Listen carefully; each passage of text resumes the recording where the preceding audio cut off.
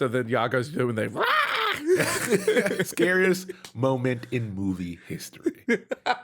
No, not true. If we're going with the Lord of the Rings, it's Return of the King when where Faramir's dad is eating that tomato. Oh yeah. That is the scariest piece of cinema. And I still want an apology.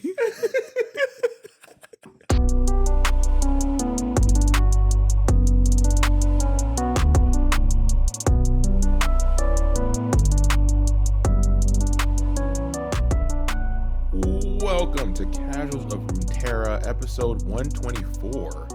I'm your host Ryan, here with the other host Ed. All right, and now we're at a number that's not like kind of confusing when we start the episode.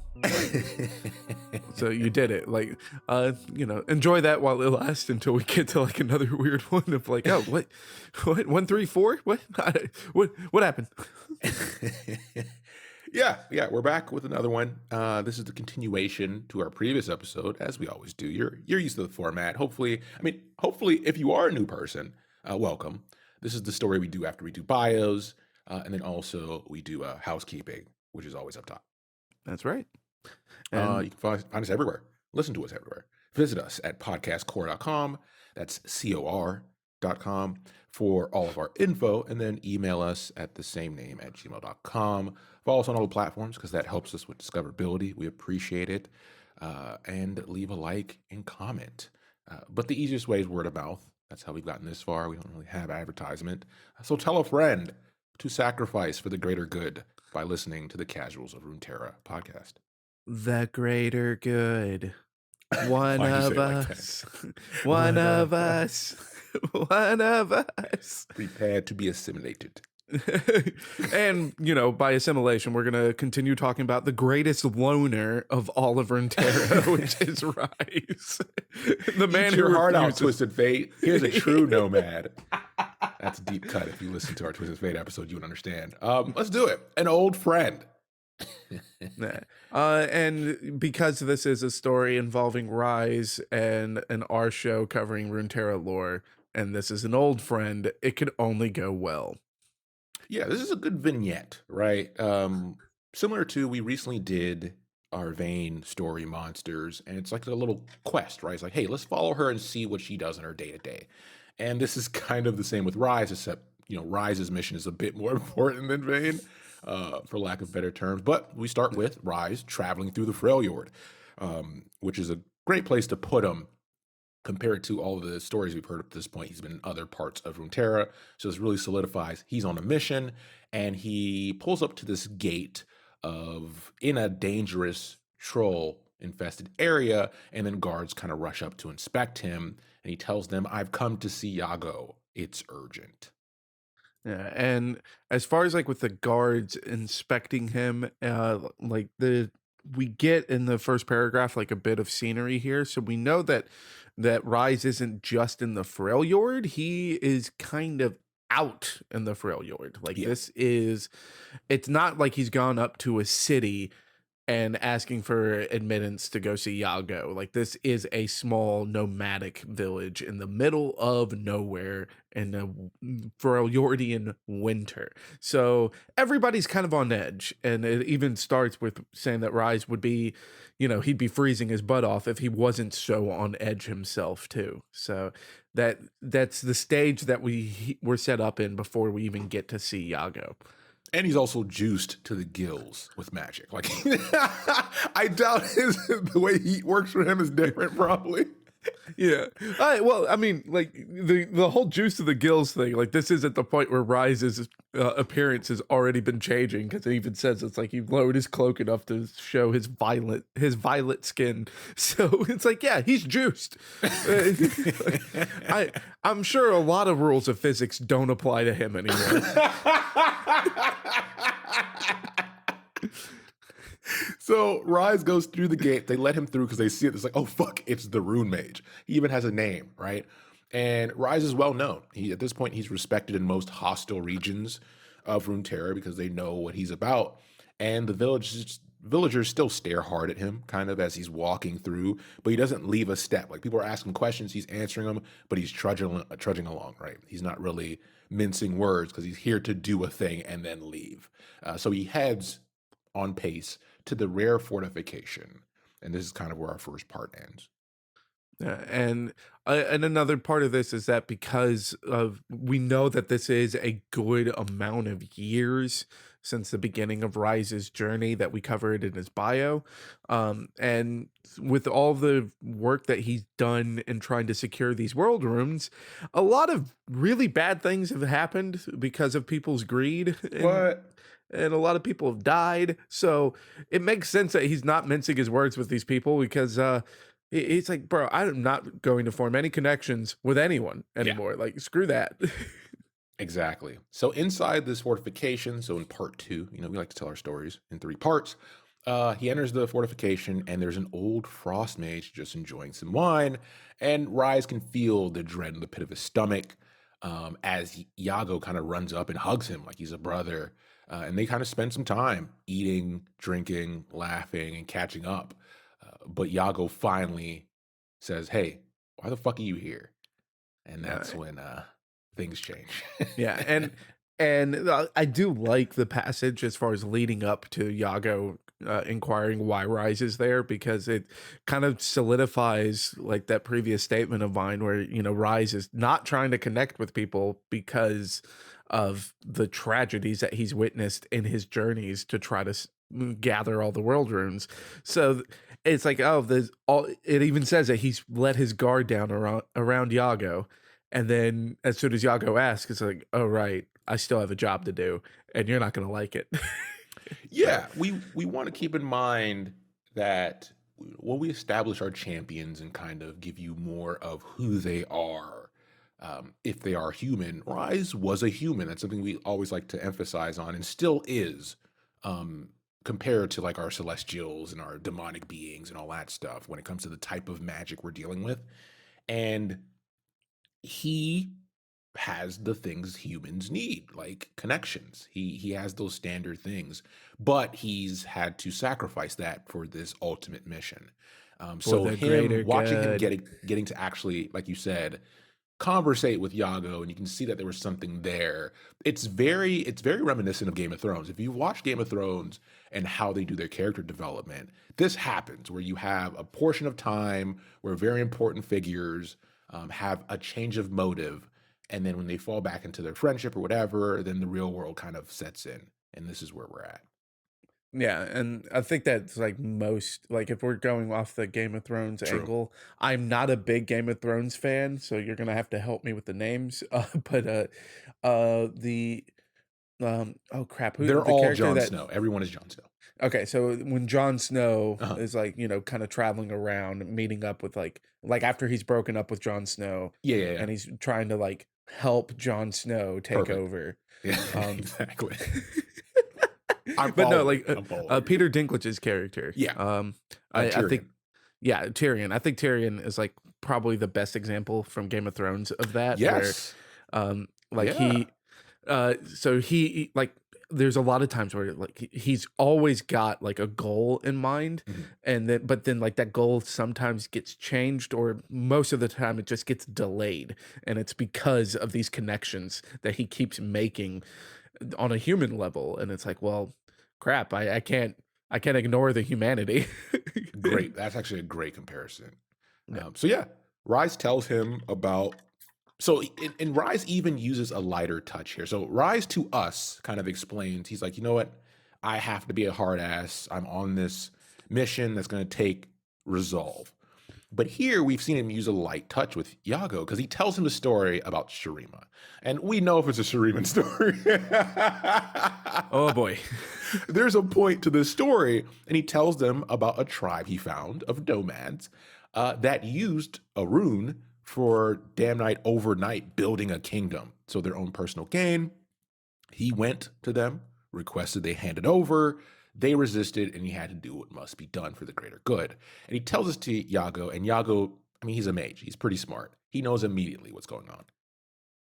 Yep. And like this is where we also kind of get a reveal of why this remote tribe has a world runestone is not necessarily because they knew what it was, but because they found an object that had some interaction with the trolls of the Freljord, and it would keep the trolls at bay. And trolls are really scary. Like if you remember, Yeah. like we just covered, not covered trolls, but we talked a little bit about trolls with our Vane episode, which is the Yeah. most recent one. But we do talk about them in our Trundle episode as well. And like trolls are terrifying. Like they set up traps to eat people. Yeah. So yeah, like if you're going to be a nomadic tribe in the land of trolls, anything that keeps trolls away from you to where it's just not your problem is wonderful. And that's why these guys have it. And this is where Ryze kind of ends up having a bit of a dilemma because, Yago was able to kind of spark that little bit of humanity left, but he does stay true to his mission, which is like, no, Yago, like, how many people are in this village compared to how many people are out in the world? And Yeah. we have to protect everyone. That's a great point. I mean, if it makes it easier for you as a listener, when you hear trolls, just think orcs. That's probably the easiest way to do a one to Yeah, one. it probably orc of any fantasy genre, and that's pretty much it. Yeah, like, Yeah. So they go back and forth, like Hetch mentioned, and Yago's pleading about the rune at first, that, this is the only thing keeping this village safe in this very dangerous area. And Rise is like, I've heard this story. I gave you time to find a plan and to move these people, and you didn't. And slowly over the conversation, you can see Yago shift from pleading to demanding to damn near grim and harsh. And Rise is seeing slowly that the reason part of his friend is gone. There is no reasoning. And this takes us into part three. yeah. And this is where we also kind of get a bit more of an idea of what these world runes kind of do to people, is the transition of Yago in these conversations because he is starting off as far as reasoning with a friend, and his friend is reasoning back and giving very good reason and logic to his argument. And then it is like the way it's written is like, oh, there's a change in his face. So it kind of gives off that vibe of like Bilbo Baggins in the Lord of the Rings We're movies on the with the same page. ring. I just have to Yep. say the same thing. And Yep. just so then Yago's doing the Scariest moment in movie history. No, not true. If we're going with the Lord of the Rings, it's Return of the King when Bear where Faramir's dad is eating that tomato. Oh yeah. That is the scariest piece of cinema. And I still want an apology. So Rise gives it one last shot against his better judgment. And as soon as the words leave his mouth, he notices he's on the ground and he's in severe pain and he's writhing, drooling from the mouth. And he sees Yago is fucking casting magic. Like his fingers are crackling with power. And in the last minute, Rise roots him in place so he can get up. And then a clash begins. You essentially have a little bit of Sakuga magic here. And it brings down this thick ice fortress around them and crumbling. And he has to dig himself out from under it. And like this is kind of like really kind of setting the tone as far as the power of Rise at this point of his journey, Mhm. and compared to like the power of other magic users in the world around them.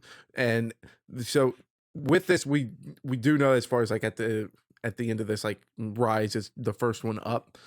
But we don't know if this is because of the World Stone or if it is just like Yago's ability to begin with. But we have Yeah. to assume it's the World Stone because we know that Rise's life has been prolonged with because of the stones, and Yago is able to kind of fight him toe to toe for a little bit, Yeah. like Yago's and that also a frost mage too. Yeah, so it's like that's the level of destruction that's like held with just in this one little fight, right? Mhm. And it basically destroys an entire church because they're in like a little ice Yeah. magic temple. Mhm. So the whole structure comes down, and then Rise finally gets back on his feet, but he sees Yago digging. What could he be He's reaching digging for the for? Glocky, boy. Get that Look, Glock! You know I keep that thing on where me. my blicky at? Where the fuck is my gun?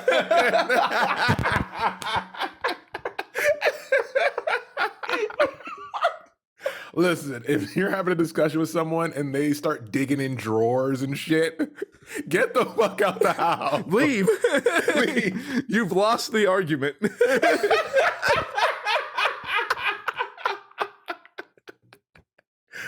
Yeah, he starts digging, and Ryze like, fuck this, pulls his belt off, jumps at him, and garrotes him, and chokes him out assassin style. And let me tell you something. This is how you know, like, even in these short stories, like, these writers are putting in effort because in no world was I expecting for Rise to, Yes. like, Agent 47 garrote this man. Like, it just This is chokes him to death. this is great writing because with everything we've talked about Ryze, usually in his disputes where he has to physically confront I say physically, it's magic, but you get what I'm saying. When he has to confront someone, it starts with magic, but it gets real messy at the end, right? And I love mage fights where they go to toe and it kind of, spans out a bit. And then they're just punching the shit out of each other because they're still physical beings at the end of the day, right? Yeah. It's like they're Flesh and bone. they're entirely tapped out. Yeah. And I know that I love it specifically being like a video game fan because it's like, yeah, he ran out of mana. Like, Yeah, exactly. like he ran out of mana. And it's like you never want to be the guy that runs out of mana first, but luckily he had him down to like single digit HP. So the Garrote worked. Like I love that depiction. But Cracks him over the head with a wand. yeah, but now with Yago like officially dead, and it's even written that like Rise feels no remorse Yeah. because of the fact that he went so feral that it's like my friend Yago's already dead. I'm not killing Yago. I'm just killing this obstacle in the way of my journey. And he finds the box that Yago's digging for. It does indeed have the stone that he was there to get. And then, like John Wick style, just like limping away, like all these broken bones and crap. Just like, oh, time to leave. Exactly. That's a great way to put it. Yeah, that's perfect because John Wick fights tend to end the same way. When you're out of bullets and all that shooting expertise goes out the window and you've been wailing on each other for a while, that end of most John Wick fights are very just, hey, get the job done and then limp away. Yep, and that's what Ryze does. He limps away, and the interesting thing here is that when he leaves, it is when he first enters the village. It's talking about these hardened warriors that are looking at Ryze, looking for an excuse to keep him from coming into their village, and now the same faces are just terrified. Yeah. Like, which one makes sense because he blew up the church.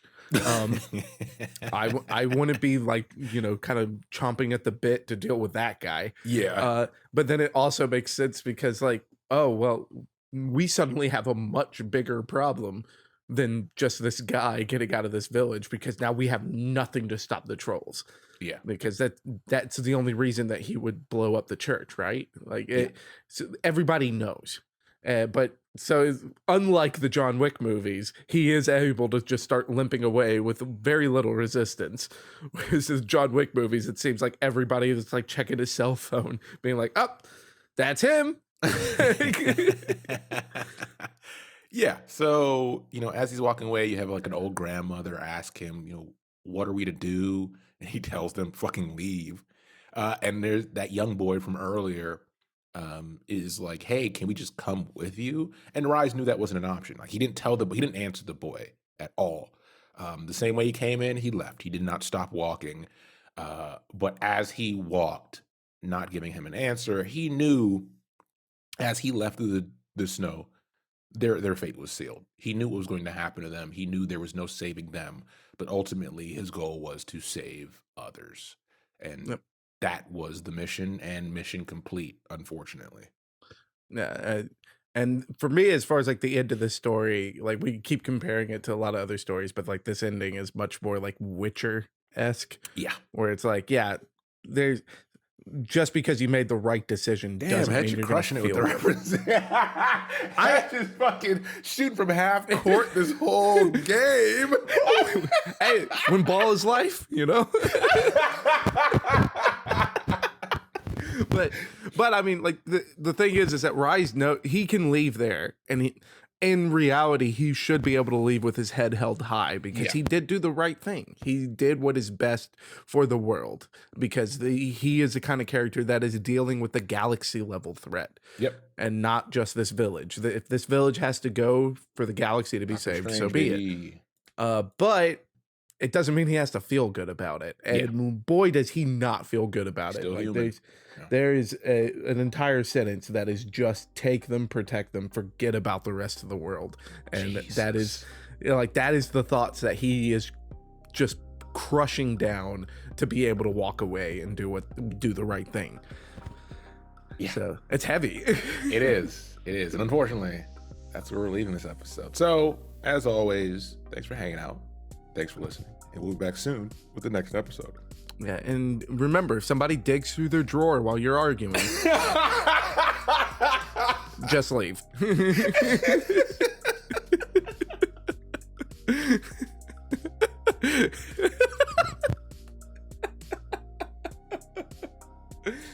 Take care, everybody.